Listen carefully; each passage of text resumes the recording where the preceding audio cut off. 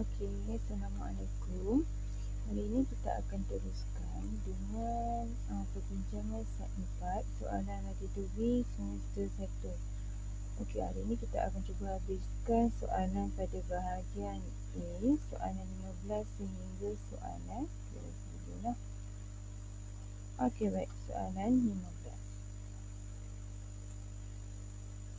Okey, soalan 15. Antara berikut, yang manakah bukan ungkapan kuadratik dalam satu pemboleh ubah? Dia bagi A, B, C, D. Maksudnya dekat sini, antara A, B, C, D ni, yang manakah bukan ungkapan kuadratik? Okey, baik. Sebelum tu, kamu kena tahu apakah ciri-ciri ungkapan kuadratik dulu. Ungkapan kuadratik dalam satu pemboleh ubah. Okey. Sebenarnya dia kat sini dah bagi clue dah. Okey. Ungkapan kuadratik dalam satu pemboleh ubah, clue yang pertama dekat soalan ni adalah kuadratik tersebut kena mempunyai satu sahaja pemboleh ubah. Maksudnya tak boleh lebih daripada 2. Kamu kena cari satu sahaja pemboleh ubah. Apakah contoh satu pemboleh ubah? Contohnya macam X kuasa 2 tambah 1. Okey, ini adalah satu pemboleh ubah. Okey, kalau kamu nanti jumpa Y kuasa 2 tambah 2X tambah 1. Okey, ini yang dikatakan sebagai dua pemboleh ubah. Pasal apa kat sini? Okey, kita ada Y sebagai pemboleh ubah yang pertama. Tiba-tiba dekat ungkapan yang kedua, dekat sebutan yang kedua, kita ada X sebagai pemboleh ubah. Jadi, kita ada dua pemboleh ubah sini dah. Jadi, ini adalah salah sebab kita nak satu pemboleh ubah.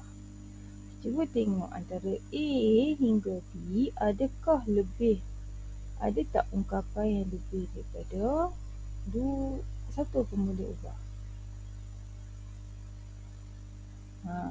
Tiada. Sebab A pemboleh ubah dia hanya X satu. B pun sama, C pun sama dan D pun sama. Yang mana masing-masing X sahaja sebagai pemboleh ubah. Kiranya, okey. Ciri yang pertama dalam jawapan tu adalah kita berkatilah. Okey, yang kedua, okey, bila dia kata kuadratik, maksudnya kita bercakap pasal kuasa. Okey, kuasanya mestilah kuasa tertinggi adalah 2. Sebab kuadratik kuasa tertinggi mesti 2. Kiranya dalam satu ungkapan tu mesti ada kuasa 2 di situ. Contohnya adalah Y kuasa 2 tambah 1. Okey. Kalau kamu tengok dekat sini, okey, Y kuasa 2 tambah 1. Y ini kuasa dia adalah 2. Itu yang bermaksudnya ini merupakan satu kuadratik lah. Okey, contoh yang seterusnya adalah, kalau cikgu bagi contoh yang seterusnya adalah, katakanlah P kuasa 2 tambah 3 P tambah 5. Okey, adakah ini satu ungkapan kuadratik? Jawapannya adalah ya. Sebab dalam ungkapan ini kita ada P sebagai pemboleh ubah dan kuasa tertinggi adalah 2. Nampak ni ada kuasa 2 kat sini kan? Jadi ini adalah ungkapan kuadratik lah, betul-betul lah. Okey, apa yang jadi tak betul adalah contoh. Yang jadi bukan kuadratik, kamu tengok. Bukan. Okey, yang pertama dia akan berlaku kalau dalam satu ungkapan tu kurangnya kuasa 2 ataupun tiada kuasa 2. Contoh, X tambah 2. Kamu tengok dekat X tu. Ada tak kuasa 2? Tak ada. Ini bukan ungkapan kuadratik sebab X dia kuasanya adalah 1. Kalau kuasa 1 ni, orang panggil apa? Orang panggil persamaan linear.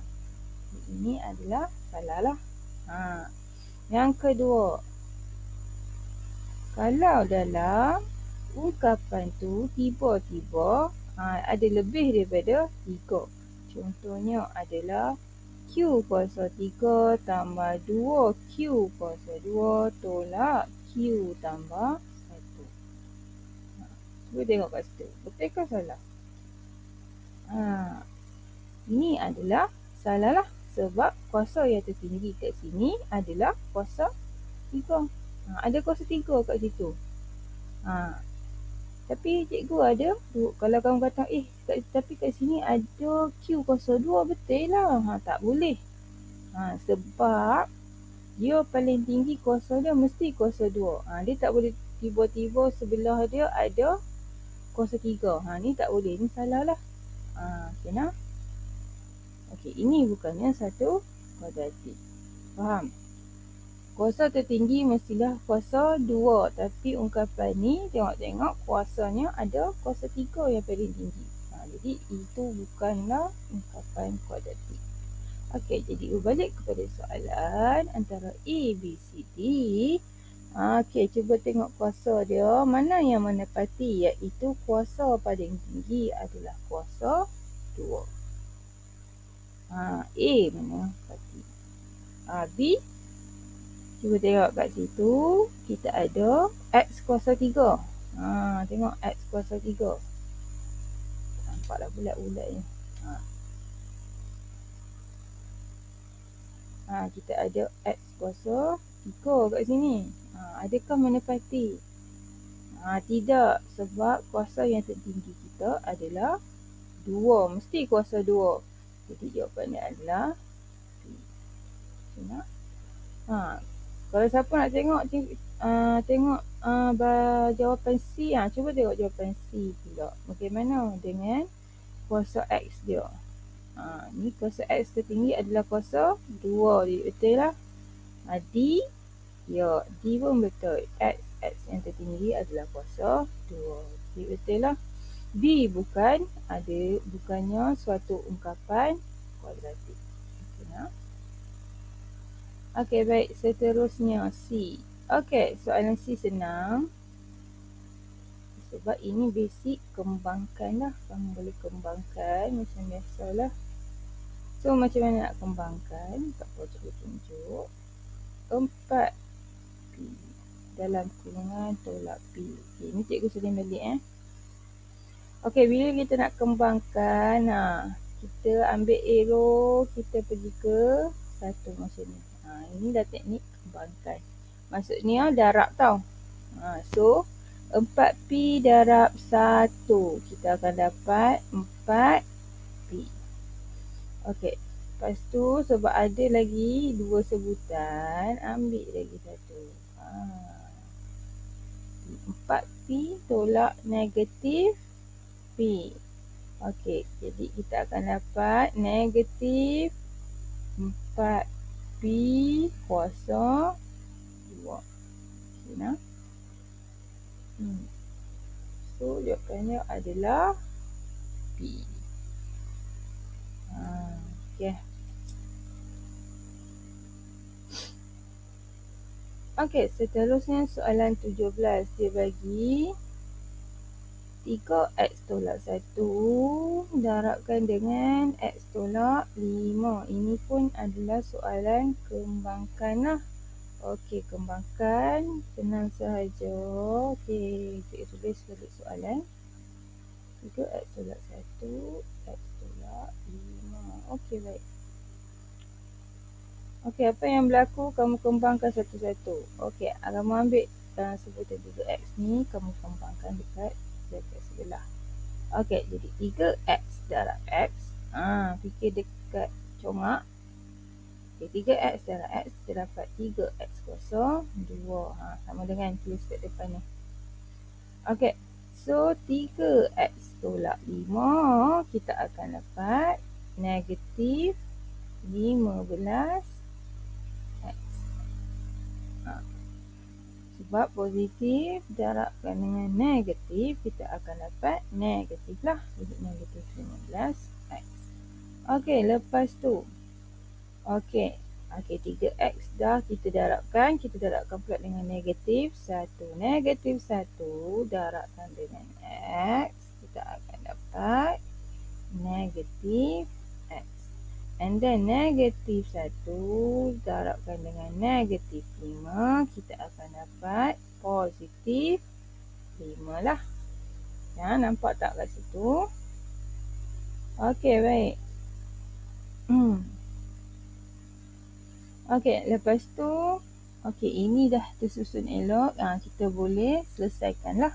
Jadi 3x kuasa 2 negatif 15x tolak x, kita akan dapat negatif 16x.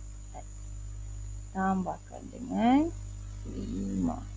So, jawapan kita adalah D. Okay, ini adalah basic kembangkan lah. Okay, kalau kamu ada masalah pasal basic ni, tak faham, boleh kita cikgu terus. Okay. Seterusnya adalah soalan 18.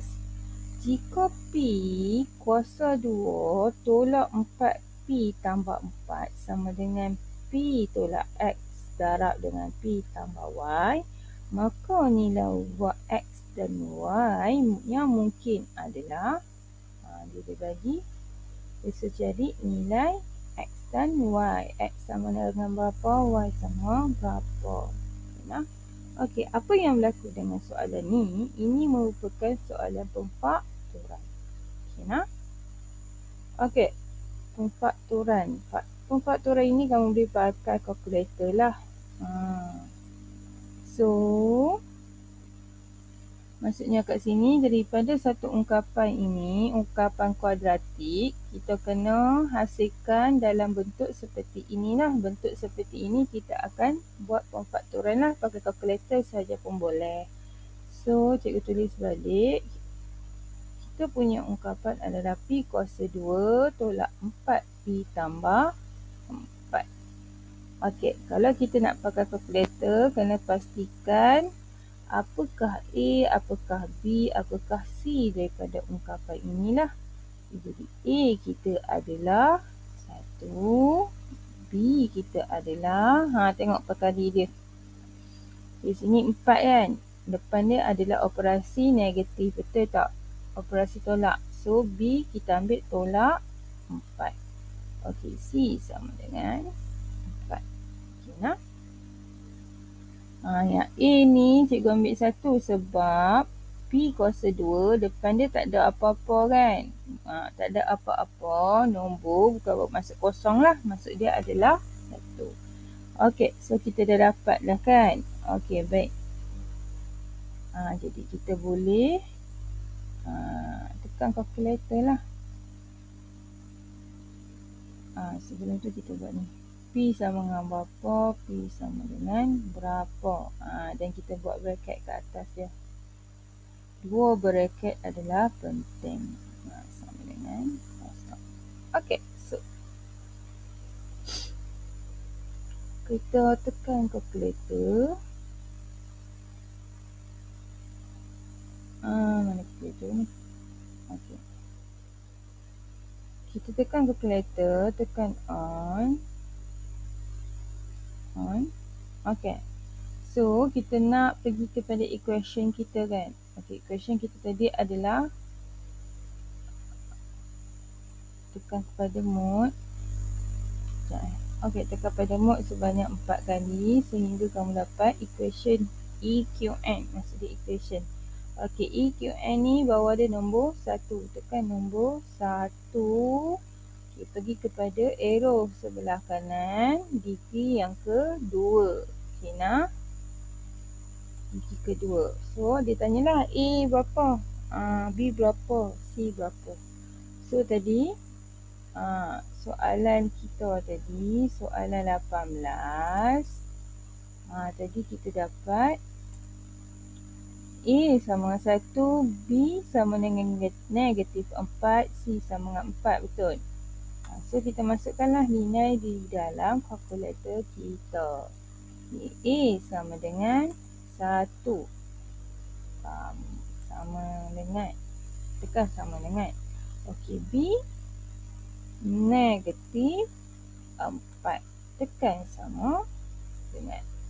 Okey, C 4 sama dengan. So, jawapan yang kita dapat adalah okey, X sama dengan 2.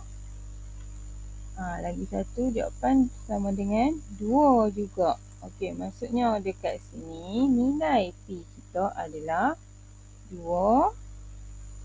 Satu lagi adalah 2.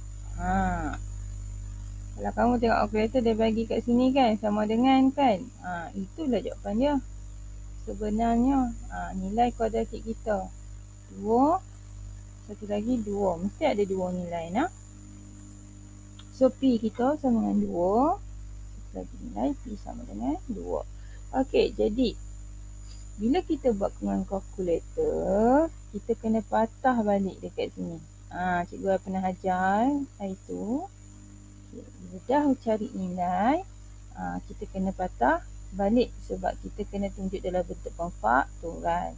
Okey, so boleh ubah kita adalah P kan. Tulis P sebelah kiri. Okay, jadi kita buat satu-satu. Contohnya P yang pertama. Jawapannya adalah 2. So, cikgu tulislah 2 kat sini. Okay, good. Nah. Okay, so P ni, jawapan ni, balik pada jawapan. Okay, P ni operasi dia adalah tambah. Betul tak? Positif lah. So, bila kita nak tulis balik dekat dalam bracket ni, dalam kurungan ni, kita kena terbalikkan lah. So, kalau kat sini positif, dalam bracket ni kita akan tulis negatif. Okey nah. Okey, apa logik dia? Okey, pasal apa kita kena tulis macam tu? Sebab okey, kat situ P tolak 2 kan. Jadi dia akan jadi P tolak 2 sama dengan kosong. Bila kita pecahkan dia untuk mencari nilai P. So, bila ada P tolak 2 sama dengan kosong, kita nak nilai P, 2 ni kita akan bawa ke sebelah kanan lah. Kalau kat 2 sini negatif 2, bila bawa sebelah kanan, dia akan jadi, nampak tak? Positif 2. Okay, nah. Okey, jadi kita tengok bracket yang kedua pula. Kan, P yang kedua. So, P yang kedua, jawapannya adalah positif 2. So, kita tulislah 2 dekat belah kanan ni. Nah. Okey, disebabkan sini positif, kita nak patah balik, dia jadi negatif.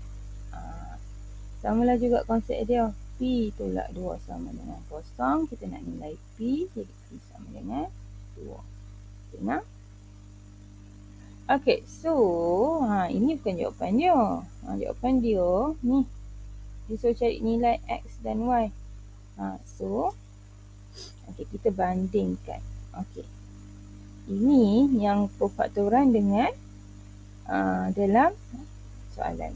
Jadi, pemfaktoran yang kita dapat adalah P tolak 2 darab dengan P tolak 2 sama dengan kosong.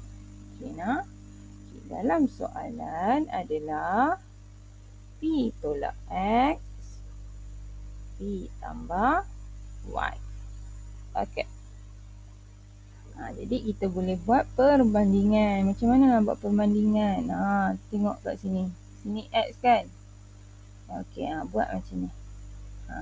Sebab itu yang kita nak. Okey. Okay. Untuk bracket yang pertama, kita dapat negatif X sama dengan negatif 2. Okay, so kita nak jadikan dia positif X sebab dekat jawapan ni semua X dia adalah positif. So, apa yang perlu kita buat, kita akan darabkan dengan negatif 1. Kalau sebelah kiri darab dengan negatif 1, sebelah kanan pun darabkan dengan negatif 1. So, negatif 1 darabkan dengan negatif X, kita akan dapat X. Negatif 2 darabkan dengan negatif 1, kita dapat 2. Okay, nah? Okay, ini pula. Bracket yang kedua. Okay, kita ada Y. Y sama dengan negatif 2. Y ni tak perlulah kita nak darabkan dengan negatif 1 sebab dia memang dah positif. Okay, nah. So, apakah jawapan kita? A, B, C, D. Jawapannya adalah D. Okay. 19. Okay, kalau 19 ni kamu tengok. Sebagai soalan objektif, kita boleh tengoklah dia punya jawapan ni dia nak bentuk macam mana. Okay. Bila kamu tengok dalam jawapan ni, okay, 100M kuasa 2 tolak 36, bila kamu perasan dia keluarkan ataupun difaktorkan dengan nombor 2 dengan nombor 4. Tetapi yang mana sesuai? Sebab 10M kuasa 2 tolak 36 dia merupakan perfaktoran beza kuasa 2. Kuasa 2. Kita kena buat perfaktoran beza kuasa 2 lah.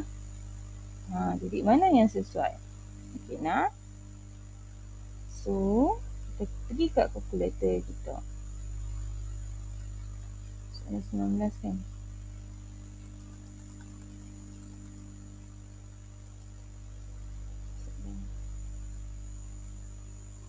Okey. 10M kuasa 2 tolak 36 kan sama ada nombor 2 atau nombor 4 yang sesuai untuk difaktorkan, betul?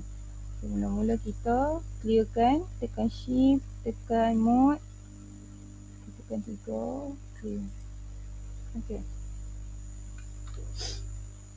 Okey, so kita tengok dulu. Okey. Mula-mula kita tengok 36. Okey, kita bahagikan dulu dengan 2. 36 bahagi 2. Okey, boleh difaktorkan. 36 boleh difaktorkan dengan 2. Tetapi kita dapat 18 kan? Tetapi adakah 18 ni boleh dipunca kuasakan dengan 2? Kita tengok. Tak boleh sebab dapat perpuluhan. Okey, cuba 100 pula. 100 bahagikan dengan 2. Ya, boleh difaktorkan. Tapi adakah 50 ini boleh dipunca kuasakan dengan 2? Jawapannya adalah tak boleh. Jadi, 2 ni, maksudnya kat sini, 2 ni tidak boleh digunakan sebagai pemfaktoran bagi 10M kuasa 2 tolak 36. Okey, nah? Okey, cuba pula nombor 4. Okey, tengok 36 bahagi 4. Boleh difaktorkan dengan nombor 4. Kita dapat 9. Jadi 9 ni adakah boleh dipunca kuasakan? Ya, boleh. Kita dapat 3. Kan? Okey, cuba 100 pula. 100 bahagi 4 untuk difaktorkan 25. Kalau kita punca kuasakan 25 ni dapat 5.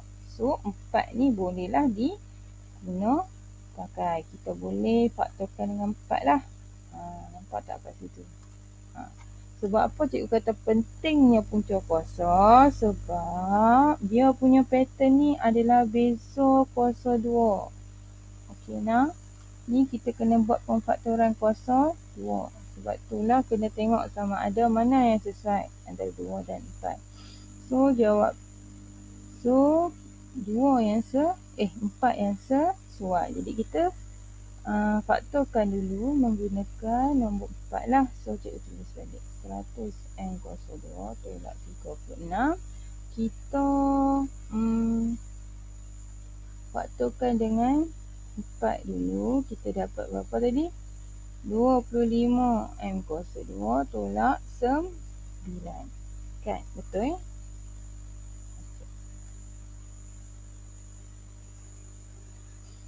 Seterusnya, kita dapat hak bracket ni kan.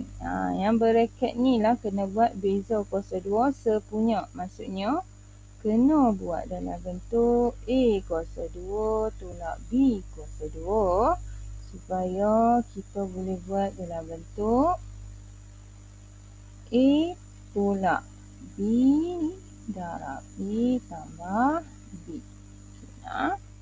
Yang dalam bracket ni lah. Okey. Jadi apa yang berlaku nak buat dia takut pening. Okey. Kita punca kuasakan nombor kat depan ni. Boleh tak dipunca kuasakan? Contohnya 9 punca kuasa 2 kita akan dapat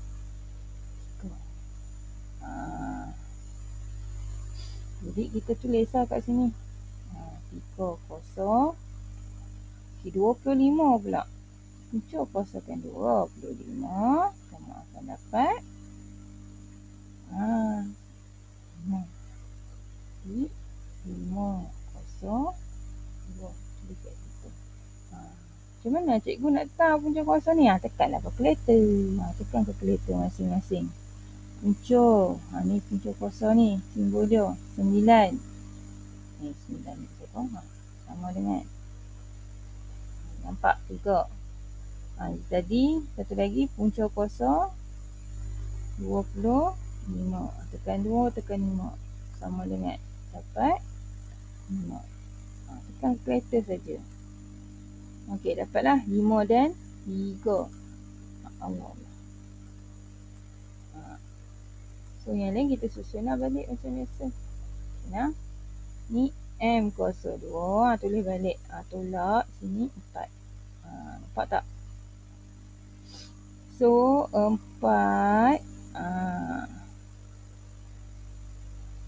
ini kita boleh tulis sebagai 5M kuasa 2 tolak 3 kuasa 2. Okay, so kita dah dapat dah bentuk macam ni, betul? Bila dah dapat bentuk macam ni, bolehlah tulis macam ni. Macam mana cikgu tahu? Kita tengok kat sini. 5M kuasa 2 ni A lah. A kuasa 2. Kita tolak, ada tolak. B kuasa 2. Ni 3 kuasa 2. Okay nah. Okay, so kita bolehlah tulis dalam bentuk sebegini. Jadi, bila kita nak tulis, pada color lain lah. Okay, sini 4. Okay, buat bracket. Okey, dia kata bracket yang pertama A tolak B. Macam nak kena pasti A dengan B. Okey, ni A. A kamu adalah 5M. Okey, ni B. B kamu adalah 3. So, bila kata A tolak B, maksudnya 5M tolak A tolak B pula. B kita apa ni? 3. 5M tolak 3. Sini. 3.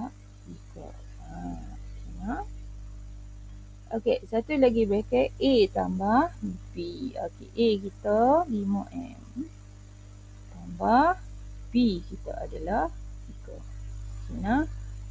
Inilah jawapannya. Jawapannya berapa tadi? Okey nah. Kuasa 2 ni macam mana cikgu? Kuasa ni abaikan. Bila kita nak buat pemfaktoran dia, abaikan. Nak tulis dalam bracket A tolak B, A tambah B ni kan. Kita abaikanlah kuasa, kita ambil had yang ni saja. Yang nombor. Okay, nah. Inilah jawapan dia. Soalan 19. Okey, seterusnya soalan 20. Alalah, lupa nak kadang dah pula. Okey. Okey, soalan 20. Okey, dia bagi perimeter sebuah segi empat ialah 6x tambah 2 cm. Okey nah.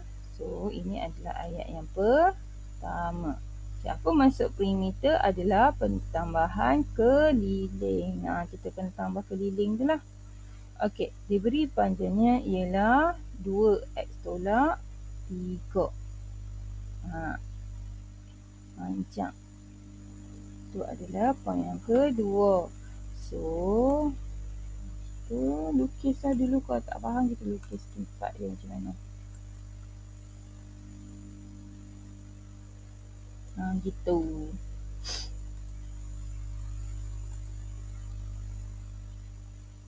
Okey, baik. Dia kata panjang adalah 2x tolak 3.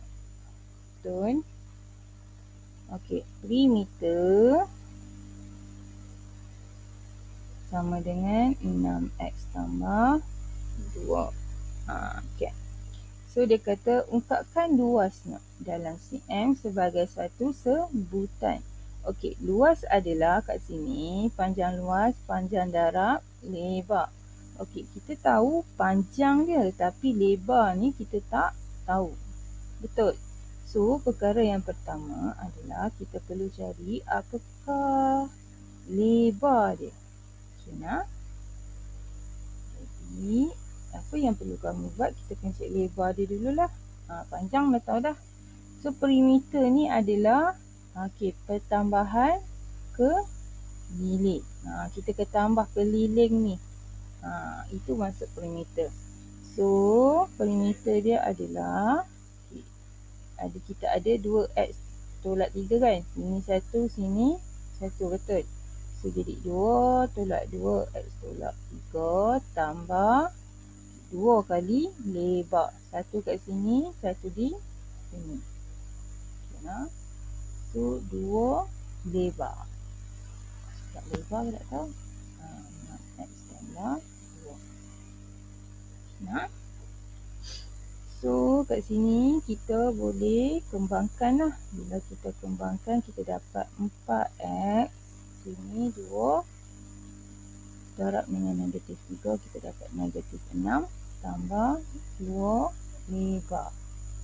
Sama dengan 6x tambah 2. Okey, kita nak tahu dia punya lebar kan. So, ini nilai ni semua kita buat ke sebelah kanan lah. So, dia jadi 2x tambah 2. Okay, 4x ke sebelah kanan jadi negatif 4x. Negatif 6 ke sebelah kanan jadi positif 6. So, 2 kali lebar kita dapat 6x tolak 4x. Kita dapat 2x. Positif 2 tambah 6 kita dapat 8. Ni 2 lebar. Jadi, lebar sama dengan 2x tambah 8, 2, kita buat ke sebelah kanan, dia akan jadi bahagi. Jika kamu bahagikan dia, kamu dapat berapa ni lebar? 2x bahagi 2 dapat, 2 bahagi 2 kamu dapat x lah. 8 bahagi 2 kamu dapat 4. Positif 4. So, dekat sini, lebar dia adalah x tambah 4. Okey nah. Okey. Ayat seterusnya sebenarnya soalan ni dia nak apa? Dia nak ungkapkan luas. Okey, luas adalah panjang darab lebar. Betul. So, dia suruh cari persamaan kuadratik untuk luas lah. So, kita dah tahu panjang memang kita dah tahu iaitu 2x tolak 3. Lebar tadi kita dapat adalah x tambah 4. Okay, jadi kita boleh